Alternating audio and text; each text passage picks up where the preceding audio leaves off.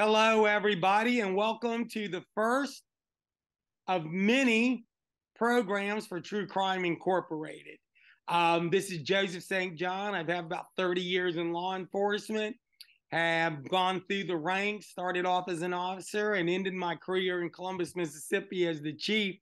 I got to be in charge of a lot of different organizations as far as within the department, to including homicide, being in charge of special victims and being in charge of even the crime scene search unit. So got a little experience there.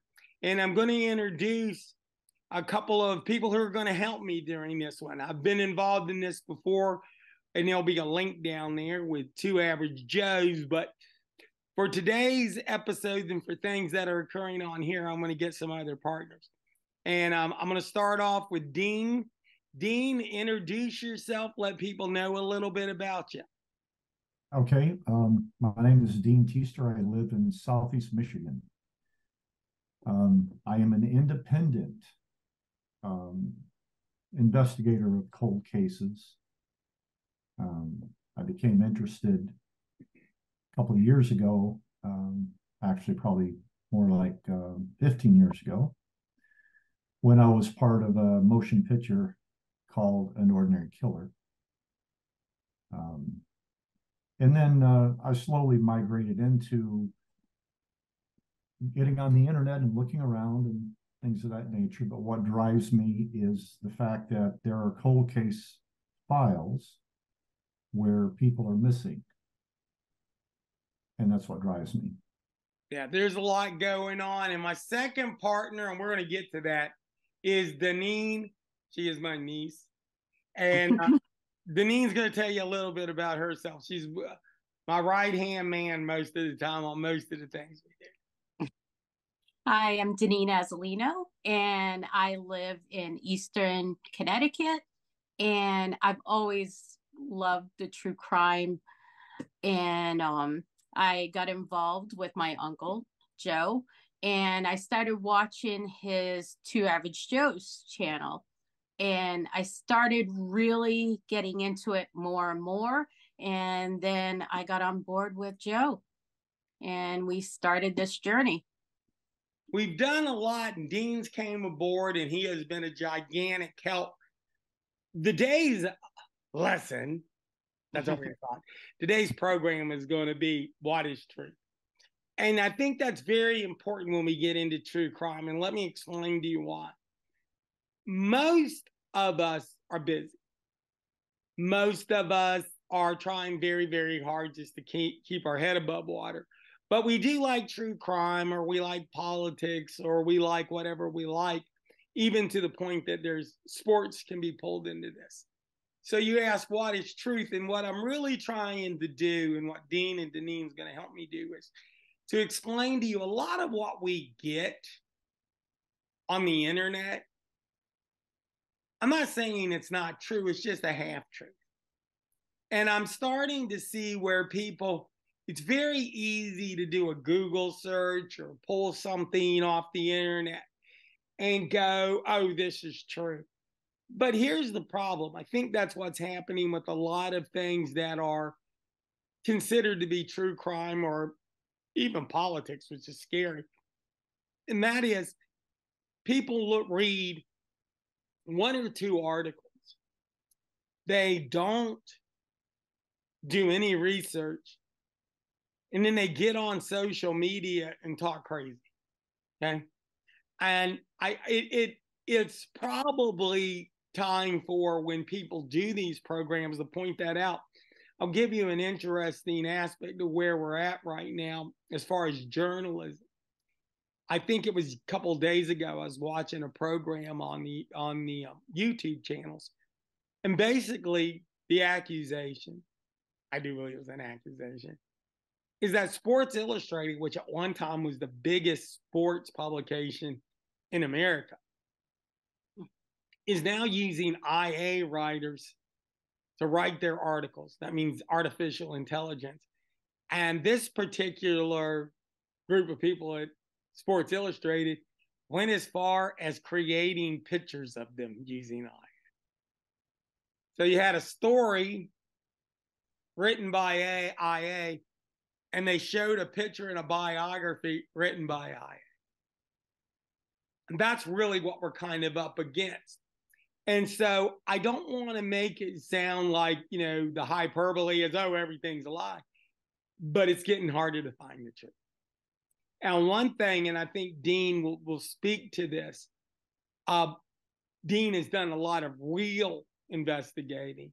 And Dean has done a lot of things where he's went and got FOIA, which are Freedom of Information Acts. He's went and tried to get, real information. And that is not as easy as you think it would be. And just a couple of times, I think, Dean, I can speak for you, where you look where we thought somebody had been said that they were on parole, and actually they were out. But it took you to do real investigation. But this would be a good time, Dean, for you to just kind of interject how difficult it can be, especially even using FOIA, which, by the way, they have to legally give you information. But let me emphasize, they have to give you good information. They have to give you information. Let us know what happened. Well, I guess I'd start with saying that my preliminary search is done through Google Chrome. Right. And I collect data there. And then I go back on a second wave and I try to verify that data. And that's where things start to get a little bit confusing. I try to match it with a good source called MyHeritage that I found to be a very good source for ancillary documents such as census documents, marriages, addresses, phone numbers, going back as much as 50 years. I'm quite surprised. So I can do a lot of verifications there. But then again, you're dealing with what's out there that's been regurgitated by someone else that picked it up from someone else. And just like, okay, put the stoplight on here for a second. What really happened? So in this one crime that I'm investigating, I had to find out if a person was actually in prison. Google said that he was. Okay. I talked to some friends and things like that that were kind of associated with that. And I said, hey, what do you think about this? Oh, he was in prison. Okay. So I decided to file my first FOIA. And I waited a couple of weeks. I got an envelope in the mail right here. And it had a piece of paper in it, one piece of paper. And right at the bottom was my answer. The man was not in prison during the time frame that I was looking for. He was actually out on parole. And back then, parole means, hey, first off, you don't have one of those things around your ankles because they weren't invented then in the time frame that I'm looking at. But it meant that once a week you go to a parole officer and report in, but the rest of the week you're out there free doing whatever. Hopefully no crime. Just short of getting caught on something, there's a lot of truth what you just said. Yeah. Mm-hmm. And then I started getting into FOIA request number 2, 3, and 4. And that's where the difficulty came into play. As an example, this is one FOIA request. If you can see this, there's no redaction. There's almost 270 pages there with no redaction. That was great. Mm-hmm. Found a lot of interesting things. And then I got to the next one, and you'll see the redactions.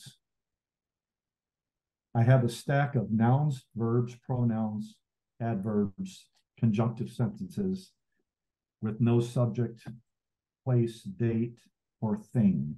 Right. And people run into that, gang. So if you're watching this for the first time, they run into it. Each one of these costs money. Yes. This pack here, as an example, was $380. And I got a bunch of black boxes. Now, it was nice that the lady that I got it from did have a discussion with me, which I appreciated. And she taught me something that was really enlightening. And that is, whatever entity you're writing to, let's say it's a prosecutor's office, let's say it may be a sheriff's office, a prison office, each person that works with those FOIAs has been trained by a person. The trainers all are training people different. Mm-hmm. Mm-hmm. And There's no that's within one streamlining. agency, right? Within one agency. Pardon? That could be within one agency. Yes. Different people trained. And this person I spoke to told me just that. In her office alone, there's like 10 people that do FOIAs. And she said there's conflict all the time because one person says, well, all this has to be redacted. And the other person says, well, no. But think about it this way.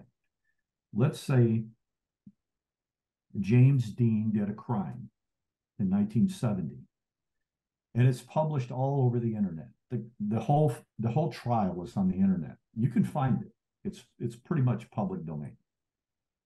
And you submit a FOIA to say, I want to see from the prosecutor's office what you have on the James Dean crime in 1970. Mm-hmm. You would expect that James Dean's name wouldn't be redacted because that's who you asked for. Right. That's not the case.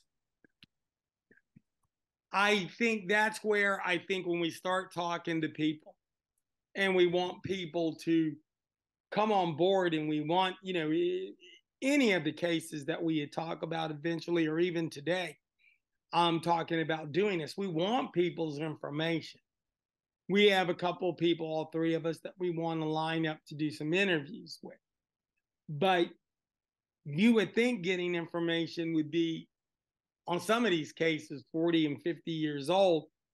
And yet we're still seeing that we're not getting any information.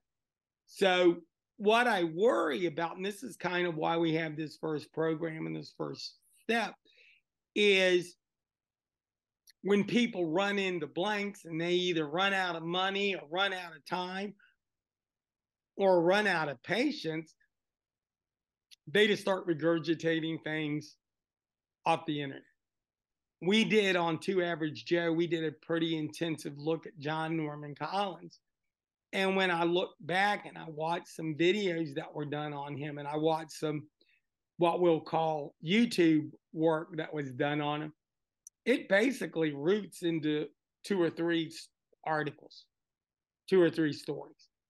And in the case of John Norman, what was weird was that the books that were written about him, at least 2 of them, did not use his name, nor use the victim's name, which made it even more difficult for us. Now, I don't have a reason why they did that, gang. I don't know. I think Dean hit a home run. It was in the newspaper. Okay. Right. You know, John Norman Collins was not an unknown person, and his victims were not unknown. But at least 2 of the better books written about him literally do not mention him by name, the right name, or his victims, which meant finding things to be extremely difficult. Very hard to follow. As we get ready on True Crime Incorporated, as we move ahead, and there's some cases that we're going to work on, just some of them are old, and when I say old, that means they're 40 or 50 years old. They're still extremely important in the sense of crime. There are still victims that were victimized. But one of the things we have found very, very interesting is you would think that, oh, well, it was that old, everybody's going to talk. No. Just doesn't happen. Just doesn't happen. And, you know, even in cases that you think you know, and it's weird, probably the most known case is Charles Manson. And by the way, by no definition is he a serial killer. Okay? Under no definition is he a serial killer. Okay? It's just those crimes captured the nation. Being in and around Hollywood is a big deal. The fact that Sharon Tate was a movie star was a big deal. But when you read Helter Skelter and you go, oh, well, we know everything. Well, actually not. There's a whole lot of things going on. There's a drug angle to that. And I'll put a link in the description here, something you can read with it. There was a lot of different things going on. There's a lot of different connections, a lot of people involved. So even in cases that you think you know, there's a good chance that a lot is missing. You know, who is to say why people do that? You know, I mean, we don't know. You know, in a way, going back on what Dean was saying, I sense that a lot of times with agencies, and I just spend a day or two there, 30 years, they can at times be overly protective. And you can say, oh, I understand that. But if you're too overly protective, then I think people start looking and asking why. Okay. And Deneen, one of the things we did, we've had a situation where we've worked with a couple of cases, and Deneen's like, you know, you had thought everybody would be talking about this, and they're not. It's like, you know, one of the things was with John Norman Collins was you would have thought everything would have tied together easier on that particular co-ed murders.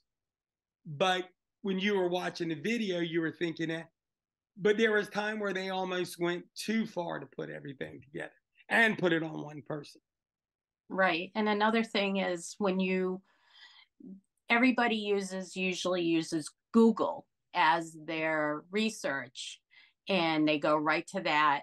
And then when you look at other websites, I've used DuckDuckGo a couple times, and I've found more information on DuckDuckGo than I found on Google. And it's just weird how the situation and the different stories you find on there. It just blew my mind when I was looking for information on certain cases and stuff. And yeah, so let me add this to everybody that's looking. Look, I'm not against Wikipedia. Right. There's things on Wikipedia that's good, but the other part is, in most of the cases that you would be interested, they get a lot more complicated, and they get a lot more they just go and do a lot more depth than that. Mm-hmm. So we don't want to make it sound like you don't need to use Google or use Wikipedia. We're not saying that. What we're trying to say is that is not the beginning and the middle of it. And if you're doing it, and let me clarify something. If you're doing it because you just want to entertain yourself, that's fine. In other words, sometimes I just look at stuff because I want to entertain. But if you're going to sit here and really invest the time to investigate or really know something about something, you're going to have to take the time to look deeper. And one of the things I think, Dean, is, I think without exposing all the names yet, Right. how some things just happen by chance. You've managed to meet a couple of people that are going to help us out. Yeah, that was really interesting. And right in the middle of, well, it was, in fact, it was this week, and I wasn't expecting it. Met a guy who was actually working on the same cases that I'm looking at, we're looking at. Yeah, very, very interesting. Yeah. And I will tell you this to give everybody a bit of a warning, kind of a heads up. You do have to talk to eyewitnesses. Now, one of the things that I think happens with eyewitnesses is that make sure they were there. Okay, because look, just because somebody said they witnessed something doesn't even mean they're there. Okay, understand the weirdness, and I don't have an answer for this, gang.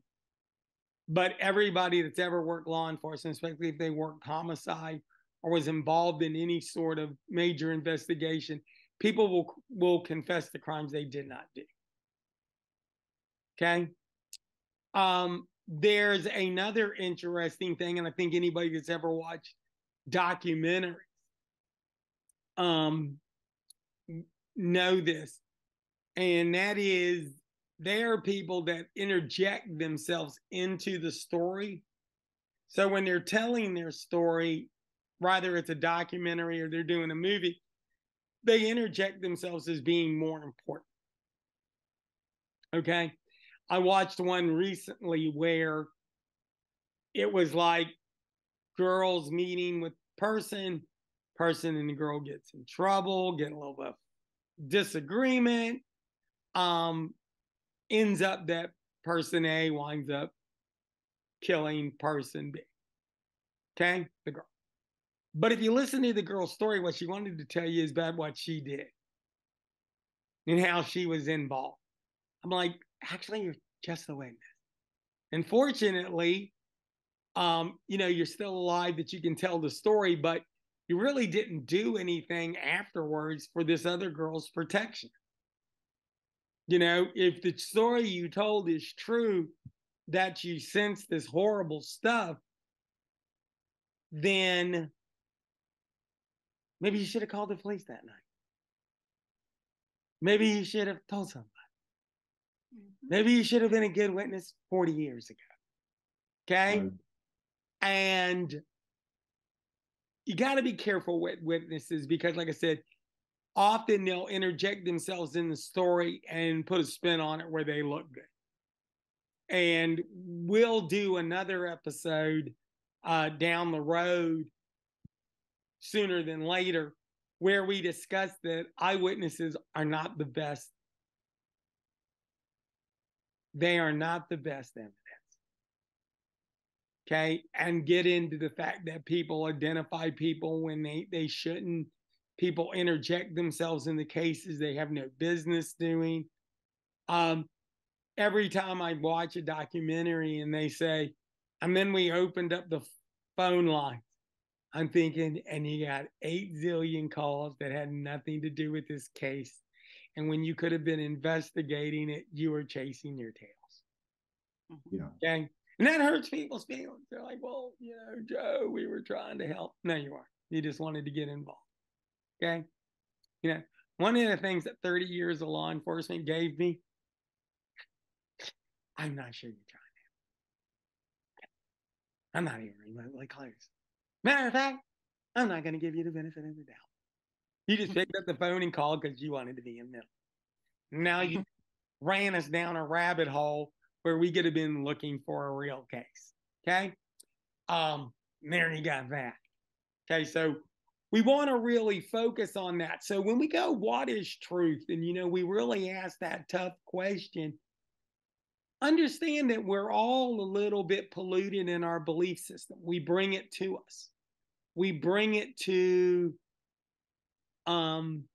every judgment that we make. We bring our own biases to.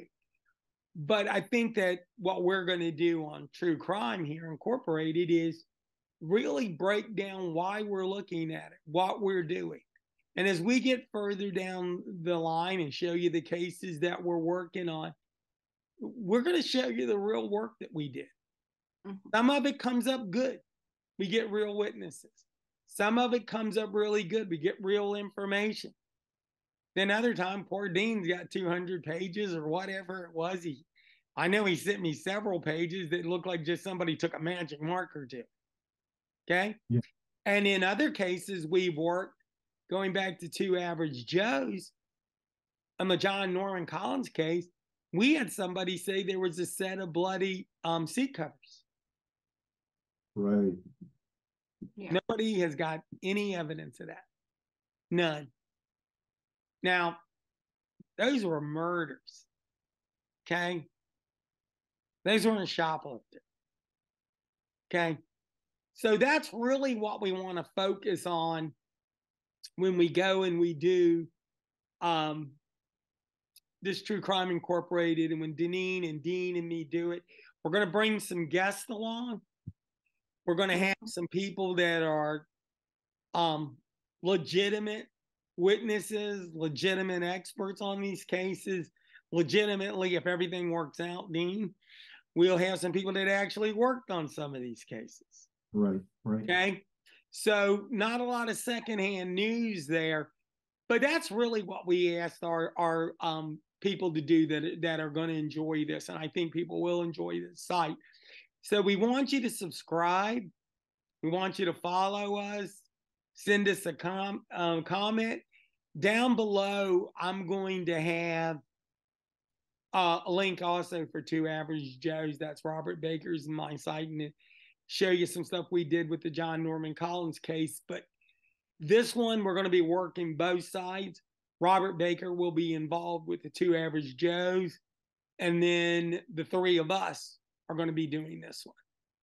And we'll bring some people on. So anything you want to add to that, Dean? Yeah, you had brought up something interesting earlier, talking about artificial intelligence and how it's now coming out on the internet. So I had an interesting experience last week. I went ahead and got an artificial intelligence program, brought it into my computer, and I wanted it to help me with search. So I would enter search terms on a case that I'm looking at. And it was the victim's name. Right. It was a person that died. And I put in a search string. And what I got back told me everything I needed to know. It came back and said this person had killed another person and had spent her life in prison. And I'm like, wait a minute, did I type something wrong? So I went back and looked at my search string, and the search string was perfect. But it really kind of just made me realize that I think all of the artificial intelligence search engines that are out there, they're going to Google. Yeah. And just looking at all the stuff we've already looked at, and this machine, this computer brings sections or sentences or paraphrases and tries to assemble something by adding their own nouns and verbs and such. And it just really was an eye-opening experience for me. So I would not recommend that. Right. Try, but I wouldn't recommend it. I saw one where they offer to write your stuff for you. Yes.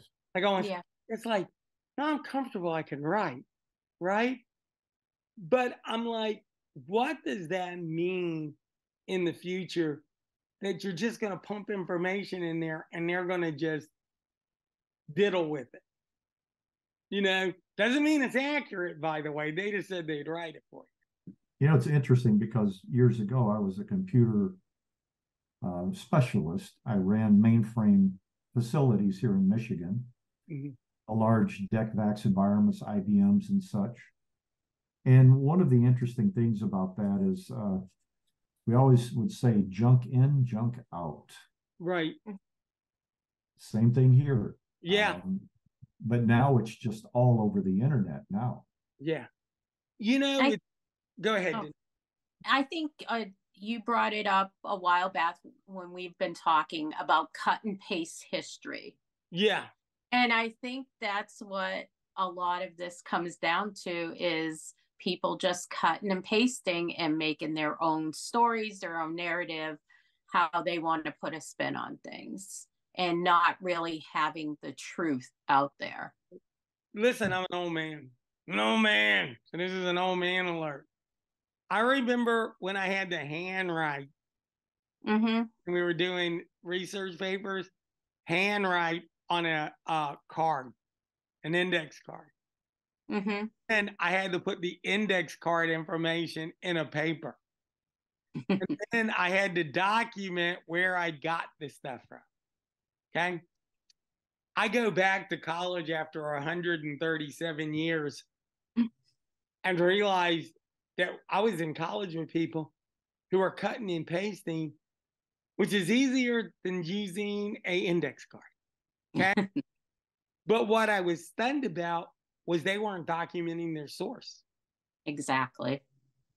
I'm like, look, high school and college was about learning how to do a research paper and documenting your stuff. And now we've gotten so huge that people just put it out there, and it is cut and paste history. That's interesting. That's interesting thing that you just said is preserving your source or documenting that. Now, I just sent to Deneen 2 weeks ago, I don't know, maybe 40, 50 emails. I'm not quite sure how many there were.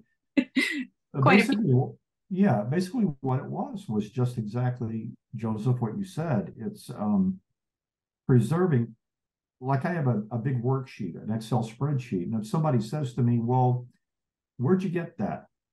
I can go back to those things that I sent you and say, well, right here's where I got it.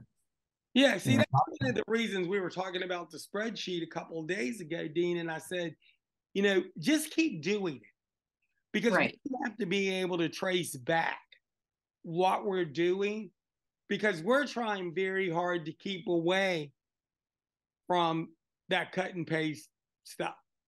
And I think that rather it turns into books, podcasts, we do a documentary, it doesn't matter what the end results are. But I want us to be on the side where we can show, as they used to say back in the day, we can show our work. I had one more situation I'd like to share with everybody, if I could. Okay.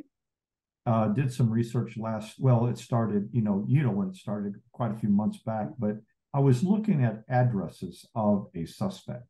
Right. And I was so lucky because I had found a historical document that laid out the addresses where this person lived for 30 some years. I'm like, wow, bingo. Now I've got a chain of movement.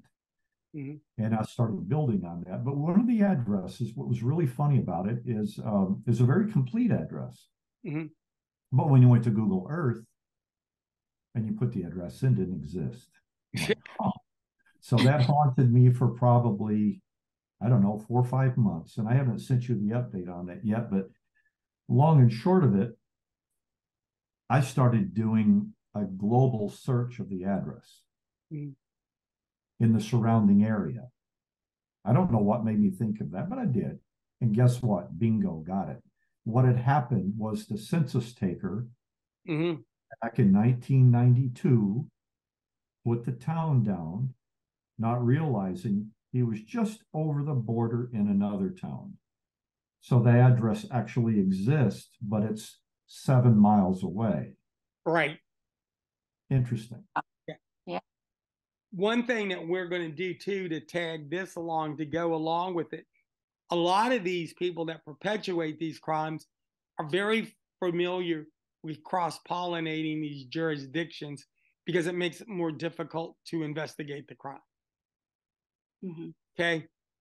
And so when you look up a record and the record's wrong, you have already added an extra layer of complexity, because you already had guys that were doing crimes that were mixing up the jurisdictions to cause local police to have a problem. Okay. So those are just some things to cut, to just for everybody to think about.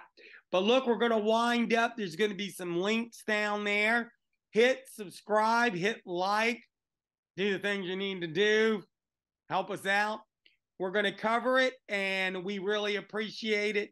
And just look forward to some more. We'll have something probably coming up in a few weeks.